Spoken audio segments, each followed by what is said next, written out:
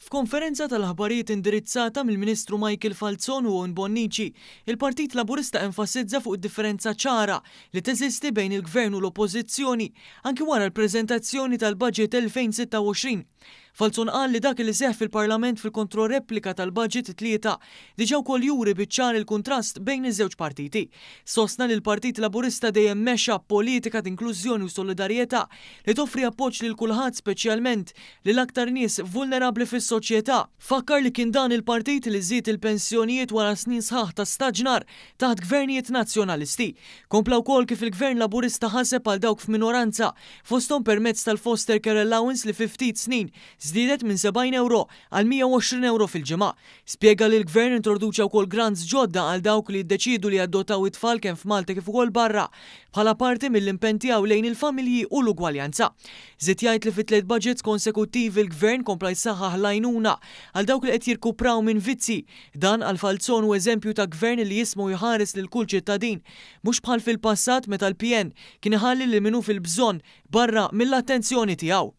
Infakkar biss illi dan huwa l-ħames mexxej tal-Partit Nazzjonalista fi ftit iktar minn deċennu u donnu fil-Partit Nazzjonalista iktar kemm jinbidlu mexxejja attwalment ma jinbidel xejn, żgur mhux fl-attitudni arroganti tal-Partit Nazzjonalista. Min-naħa tiegħu il-Ministru Bonnici qal li l-Partit Laburista għandu prinċipi li jwettaqhom fil-prattika għax għandu il-fiduċja tal-poplu. Semma kif il-Prim Ministru fil-Parlament ippreżenta viżjoni ċara għal futur ta' pajjiżna, iżda l-Oppożizzjoni Nazzjonalista wieġbed bajjat u interruzzjonijiet minħabba li ma tridx tisma' kif il-Partit Laburista qed taħares il-quddiem. U qal il-PN jipprova biss ifixkel ix-xogħol tal-Gvern kif deru wkoll meta l-Xborġ approva l-aġir ta' Paula Mifsud Bonnici li għattit il-Kamera biex twaqqaf il-messaġġ tal-Prim Ministru.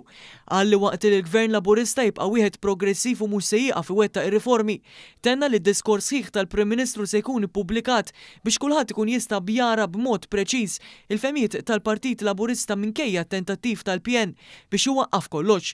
Bonnici sostna li l-kap tal-Oppożizzjoni m'għandux kontroll fuq il-partit tiegħu u hu kontradittorju f'dak li jgħid. Li jrid il-kap tal-Oppożizzjoni l-Xborġ li l-Gvern jaqbad 5,000 euro u meta dan it-tifel jew tifla tagħlaq 18-il sena tkun tista' tuża. Għalhekk trust fund, jiena hekk nifhem li hija il-proposta, mela ma jafx għall-Xborġ illi bit-traħħis fit-taxxa li tajna. Aħna mhux 5,000 euro ta' qed nagħtu lill-ġenituri ta' dawn it-tfal, aħna qed nagħtu ammonti ferm u ferm ikbar lil kull min qed irabbi t-tfal.